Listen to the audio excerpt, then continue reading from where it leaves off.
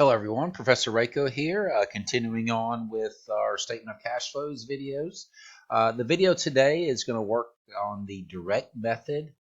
Actually, this video and the next one will both focus on the direct method. So first, let's talk through how we're going to go about doing the direct method. All right, now keep in mind the direct method versus the indirect method. Remember, all we're talking about here is the operating section. The operating cash flow section is done differently between the direct and indirect method. The investing and financing sections are done the same. So we'll just focus on the operating section. And remember, regardless of which method we do, we're going to get the same net cash from the operating section. It's just a different way to go about doing that. All right, so what we're going to do for the operating section of the direct method is we're going to first show any receipts. All right, now look, for most problems, this is all you will have. Cash collected from customers. Remember, we sell something on account, then they pay us, or we sell something and they just pay us cash right then. That is cash collected from customers. Now, you might have these interest and dividends received as well in a problem, but you will definitely have the cash collected from customers. That's your big cash inflow. And then you're just going to have any number of payments. You know, what we paid our employees for salaries and wages, our utility bills, what we paid our suppliers for inventory, interest and taxes, things like that. So just depending on the problem, all these operating things, remember operating deals with our normal course of operations, things that, you know, we expect to see each period reoccurring year in, year out. All right, so this next thing is important. All right, for all items, when you're doing, this is direct method now, remember. For all items, you're going to start with a number from the income statement. Okay, so let's just say sales revenue and adjust it for its related current asset or current liability. So if you're dealing with sales revenue, you're going to adjust it with its current asset that's related to it of accounts receivable. If you're doing income tax expense, income tax payable, utility expense, utility payables, things like that. All right. So there's a shortcut that we can use remember what it says here, and adjust it for its related current asset or current liability. All right, meaning we're going to start with a number from the income statement, and then the adjustment is where the shortcut comes into play. All right, so the shortcut goes like this. All right, remember we're adjusting it for a current asset or current liability. So think back to the prior two videos. We talked about the operating section deals with numbers from the income statement and our current assets and current liabilities, and that's exactly what you see here. All right, so the adjustment process. So if it is a current asset and it goes up, we're going to subtract it. If it's a current asset and it goes down, we're going to add it. If it's a current liability and it goes up, we're going to add it. And if it's a current liability and it goes down, we're going to subtract it. All right, and by going up or down, I mean the change from the beginning of the year to the end of the year balance. Okay, so this is the shortcut. I'm going to prove to you why this works. All right, but come test time, this makes it very quick and easy for you to get these numbers. And I'm going to show you what I mean. So we're not doing an actual statement of cash flows right now for the direct method. What we're going to do is two questions here that would look exactly like a teacher could ask a multiple choice question. All right, so let's look at the first one here. It says we've got a company beginning and ending accounts receivable are 21,000 and 17 respectively. Credit sales for the period total 66,000.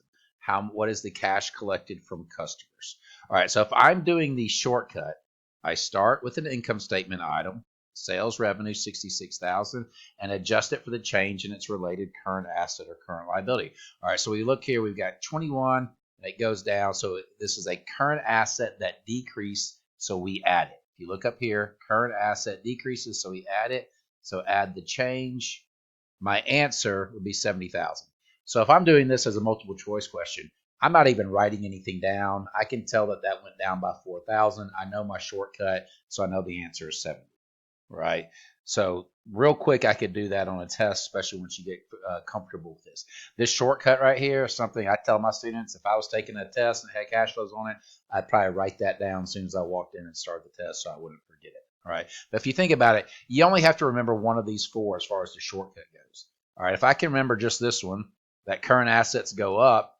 If they go up, I'm going to subtract it. Well, then if they go down right here, it's the opposite. And then current liabilities are the exact opposite. A lot of students just remember current liabilities because if it's an increase, you add, and a decrease, you subtract, meaning If it goes up, you increase it and so forth. And goes down, you decrease it. So, and then assets would be the opposite of that. Whatever you want to do, just remember how to get those, and it will save you time. All right, so why does this shortcut work? All right, so let's look at what we have here. We have accounts receivable, and we said the beginning balance is 21,000, and the ending balance is 17,000. All right. It also says during the year we had credit sales of 66,000. So remember what credit sales are: debit accounts receivable, credit sales revenue, and that would be for the 66,000. All right. So that's what that means for the credit sales. So this is that debit right there. What the question says is, what is the cash collections from the customers? All right. That means how much cash did we receive, which is this journal entry. So this is what we're trying to solve, right? We want this cash number right here. All right. So if you look over here at what we've got going on, so the 21 plus the 67, 21 plus 66 gives us 87,000. So that means, assuming this all happened in one transaction, at this point in time right here, we have 87,000 that is owed to us. All right. If at the end of the year we're only owed 17, that's because they paid us 70,000. All right. And that would be that journal entry right there. All right. So once again, none of this accounting right here is hard. I would expect every single one of you to be able to do that and reason through that and see why that makes sense. However, this right here is just a whole lot quicker. All right. So once again, here's the shortcut, and here's why it works. So make sure you're comfortable with both. I mean, you should be able to understand why it works, but at the same time, it's nice having that shortcut in your back pocket. All right. So let's look at this next one. This next one's a little bit longer. Okay. So just remember this shortcut up here. All right. So we've got cost of goods sold is 81,000. Beginning inventory and ending is 30 and 31. Beginning and ending accounts payable are 8 and 11. All right, so notice in this one we have two balance sheet accounts. All right, because think about it, if you buy inventory on account, all right, one that affects inventory but also affects accounts payable. And notice here is what are the cash payments for inventory. So that means when we actually pay off the accounts payable, what is that cash number? Right. So once again, I can do the shortcut. Now here, hope everybody listen carefully. All right. So here's my income statement number. Remember, it says to start with the income statement number. If your income statement number is subtracted on the income statement, start it as a negative number, or else the shortcut will not work. Okay. So your books, I don't think your book teaches like this, but it's just an easy thing to remember. If it's added, so you notice up here, the 66,000 sales revenue, that's added on the income statement. Cost of goods sold is subtracted on the income statement. So just remember that step and you'll be fine. All right, so what's my shortcut? So we've got inventory went up by 1,000. So that's an increase in a current asset. So I'm going to subtract it. And then accounts payable, also it went up. Remember, that's an increase in a current liability. So I'm going to add it. All right, so if you net that through, you get a negative 79,000. All right, so this negative is important, right? Because it's a cash payment. That's a cash outflow. So it makes sense that it should be a negative number, right? We're subtracting cash. It's a cash outflow. So all that makes sense theoretically, but don't forget this right here, all right? Don't forget if it's a number subtracted on the income statement, make sure you start as a negative number, else that shortcut will not work. All right, let's prove this one because it's a little bit longer, involving two separate balance sheet accounts. All right, so I'm just going to come over here and put my inventory T account, and we said those numbers were 30 and 31,000. All right, and let's come over to this side and do our accounts payable. And we said those was beginning 8,000, ending balance 11,000. All right, so that's just the given information. All right. So if you think about what's going on when we have inventory, well, we buy some inventory on account. Let's not worry about numbers here. Then we sell some inventory. That's cost of goods sold and inventory. And then we pay off what we owe from the accounts payable. All right, so those are our transactions. All right, so the only thing we know is this right here. We know that cost of goods sold for the year was 81,000. All right, so that means we can go on and post that 81,000 over here. All right, so now what we're missing here is that debit to inventory, which is our purchases on account.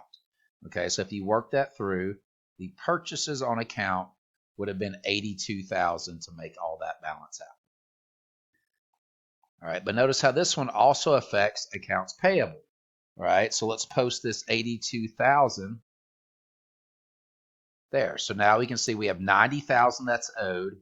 If at the end of the year we only owe 11, it's because we paid 79,000 of it off. And that is that 79,000 right there. The question said, what is cash paid for inventory? And that's your answer right there. So once again, it works. This is all accounting you learned in your principles accounting class, your financial accounting class. All right, none of this is new accounting. It's just, so you should be able to walk through and reason through that. But the shortcut is just going to save you a ton of time on a test. And you guys know that on intermediate tests, usually time is precious. So this is a good little way to save you some time. All right, so that's the shortcut. That's how we do we talked a little bit about the direct method. What I'm going to do on the next video is we're just going to do a complete operating section using the direct method. So you'll see the shortcut again. I probably won't prove it every single time just because you have that here. And I'll refer you back to that in the next video. But hopefully this helps. Hopefully this shortcut helps you to get the correct answers on the test. Especially if you have multiple choice questions like this, hopefully you can get through it quickly if you see those pop up on your exams. All right, so anyway, so hope you enjoyed that. Hope this helps. Please share these with your your fellow classmates. Hopefully it will help them as well. And I will see you guys next time. Take care.